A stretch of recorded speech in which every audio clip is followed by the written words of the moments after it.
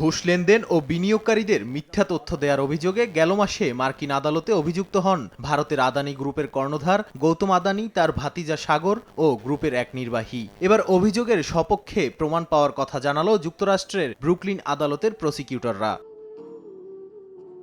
সাগর আদানির mobile ফোনে ঘুষ সংক্রান্ত নোট পেয়ে প্রসিকিউটররা জানান, এসব প্রমাণে স্পষ্ট যে বিনিয়োগকারীদের বিভ্রান্ত করেছেন সাগর আদানি ও গৌতম আদানি।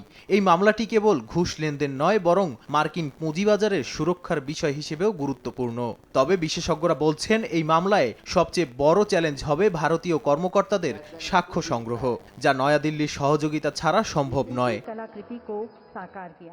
এর আগে এ মামলায় আদানির ভাতিজাকে গ্রেপ্তারের ওয়ারেন্ট জারি এবং 17 মার্চের মধ্যে আদালতে হাজির করতে এফবিআইকে নির্দেশ দিয়েছিলেন ব্রুকলিনের আদালত, যার কপি ইমেল করা হয়েছিল গৌতম আদানিকে। তবে এ বিষয়ে কোনো অনুরোধ না পাওয়ার দাবি করেছে ভারতের পররাষ্ট্র মন্ত্রণালয়। Double million offer, Walton fridge কিনে পেতে পারেন 20 লক্ষ টাকা, রয়েছে কোটি কোটি টাকার নিশ্চিত উপহার। মার্কিন আদালতে অভিযুক্ত হওয়ার পর রাজস্থানে প্রধানমন্ত্রী নরেন্দ্র মোদীর উপস্থিতিতে অনুষ্ঠানে অংশ নিয়েছিলেন গৌতম আদানি। তাকে নিয়ে ভারতেও বিতর্ক রয়েছে।